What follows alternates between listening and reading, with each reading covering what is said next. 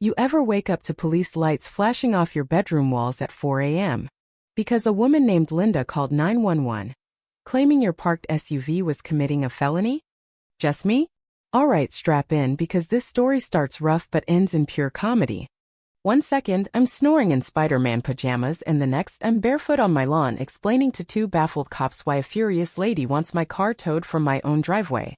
It all kicked off on a regular Thursday. I got home from work, beat, starving, and over it. My Chevy Blazer's leak gray lifted, freshly waxed was parked where it's been for years, my driveway, at the house I've owned for 7. That car's my baby. I've sunk more cash into it than I'll ever admit.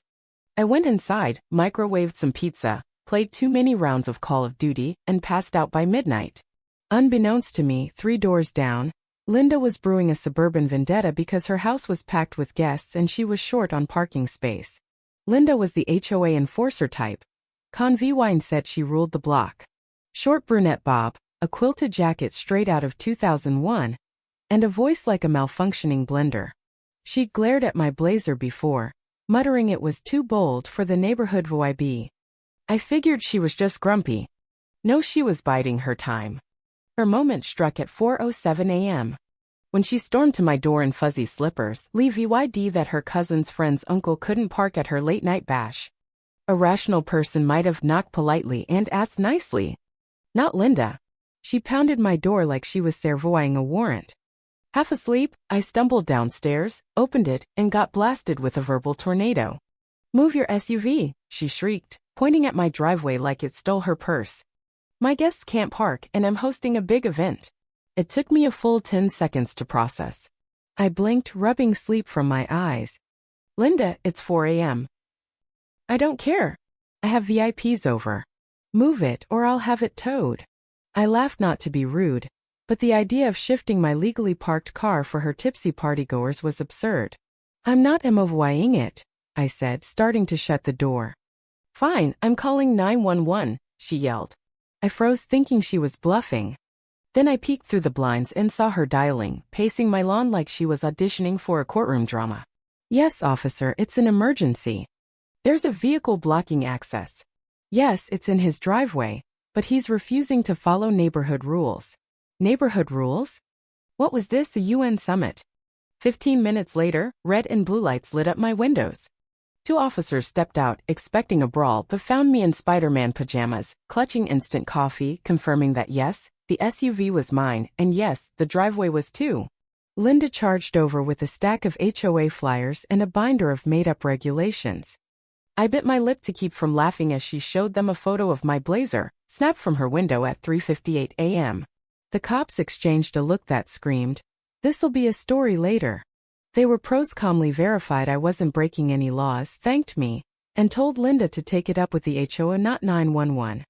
She huffed, arms crossed, muttering about community decline.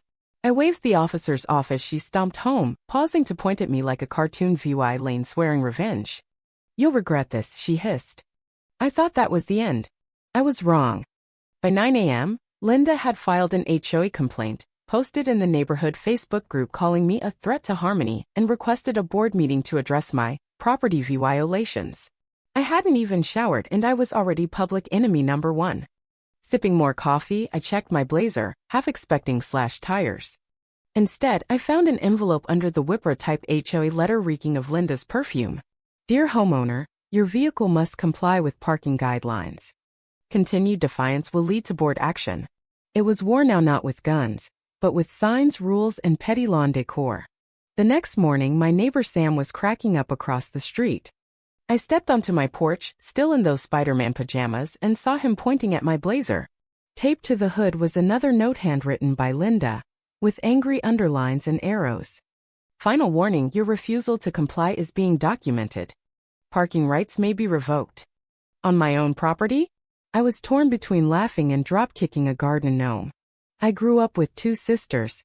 I know petty when I see it. Linda wanted a show? I'd give her one. That afternoon I hit the hardware store, bought a massive wooden board, painted it neon green, and wrote in huge black letters, "Private driveway. Not for Linda's guests." Below in red, "Block it, I box you in." I staked it by my driveway and stepped back like Picasso admiring a canvas. Within minutes, Linda barreled down the sidewalk, already yelling, "You can't put that there." "Pretty sure I can," I said, sipping iced coffee. "Private property. It's a VY Sewell nuisance. It tanks property values. The HOA will hear about this." I shrugged.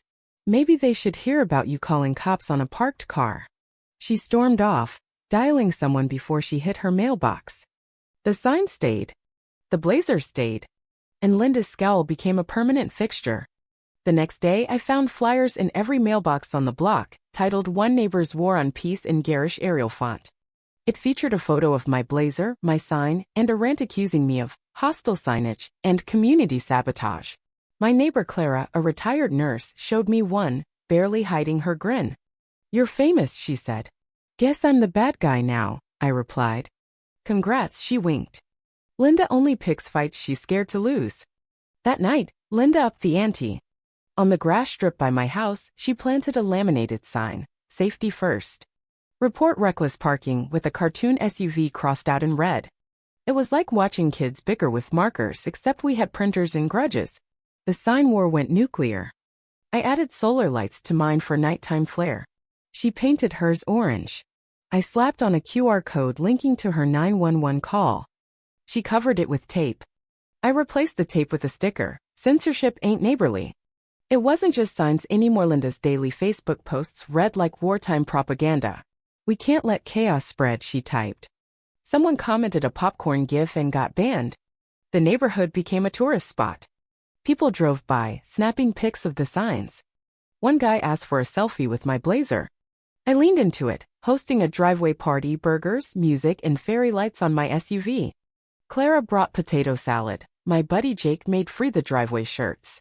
Linda called the cops again, claiming noise violations. The same officer from before showed up, heard low-volume Springsteen's side, and told us to keep it chill. But something nagged me. Linda's obsession wasn't just about parking. Clara's comment about fear stuck. I dug into old HOA records and found a weird gap. Linda joined the board 2 years ago after a guy named Greg left suddenly, but there was no election, no announcement. She just appeared. That smelled like trouble. At the dog park, I asked Clara about it while her terrier chewed my shoelace. "You vote for Linda?" She frowned. "No. She just started running meetings. Nobody questioned it." I pushed further. She mentioned Greg's rushed exit, something about a dispute with Linda over a shed permit. I pulled HOA newsletters that night. Nothing on Linda's appointment. I emailed the HOA management, asking for board records, and sent Linda a direct request for her appointment proof, just to stir the pot. No reply. But the next morning, my mailbox was smeared with yogurt 3 globs perfectly placed. Linda's style. Then I talked to Mike, the quiet coder down the street who attended every HOA meeting. At the mail kiosk, I asked if he recalled Linda's vote. He snorted. No vote. She showed up with a binder and acted like she owned the place. Everyone was too lazy to fight it.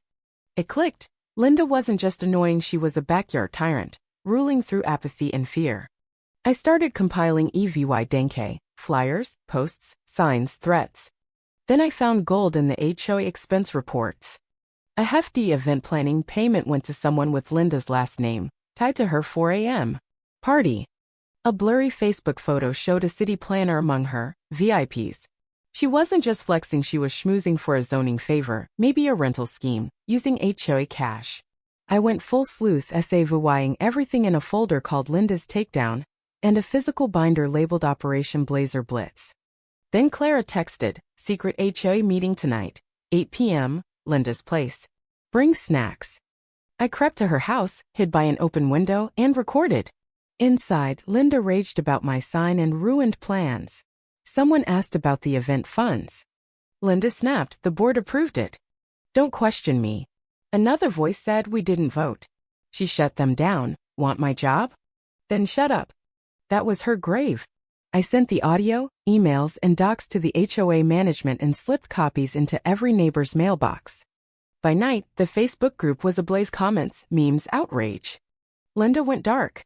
Her street sign vanished, Leah VYing a sad stick in the dirt. The HOA called an emergency meeting. By 5:30 p.m., the lot was packed. Clara brought cookies, Mike had a notebook, Sam carried a camp chair and pretzels. Linda arrived last in a stiff blazer, avoiding eye contact. The meeting started with boring formalities, but Mike cut through. We never voted for Linda. She's been chair illegally for 2 years. The room buzzed. Linda tried to deflect, but I stepped up. No vote, no records, and here's her admitting it. I handed a USB to the HOA lawyer who played the audio. Linda's voice filled the hall, smug and cornered. Silence hit, then applause low, then steady. Clara stood. I moved to suspend Linda pending a funds and conduct review. Mike seconded. Hands shot up near unanimous. Linda froze, then stammered. I did this for the community. The vote passed. She was out. I went home and edited the saga into a video. HOA Linda exposed and ousted. It had her 911 call, sign wars, in that meeting audio, with subtitles and a freeze frame of her stunned face. By morning, it had 50,000 views. By noon, 200,000. Memes spread. News outlets called. Someone remixed the 911 call with violins. The HOA thanked me for exposing her. I nearly choked on my coffee. Linda vanished from Facebook. Her blinds stayed shut. She filed a defamation suit, claiming my video caused distress. In court, I brought my binder and played the 911 call. The judge, a no-nonsense woman, sighed. This is your issue? She asked Linda. Dismissed. She added off record that sign was genius. The neighborhood exhaled. Linda's reign was done. My blazer stood proud. Clara nominated me for the board. Her campaign was Relentless Liars, Muffins, Vote for Tom Buttons. I won with 70 fan tram of the vote.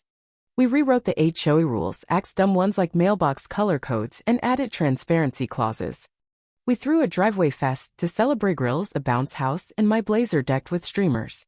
A local Jeep club crashed it, circling the block in solidarity after seeing the video. Linda's house went up for sale soon after. Neighbors said she moved 2 sub-DVY signs over right next to Clara, who was ready with her own binder. Life didn't just normalize, it improved. People connected more, board meetings became chill, and kids played freely. I started that garden I delayed forever. One night, sipping lemonade on my porch, I watched the sunset glow over my blazer. Clara waved as she passed with her dog. Everything felt right. It began with a knock and ended with a sign, proving that even a driveway's worth fighting for when it's yours.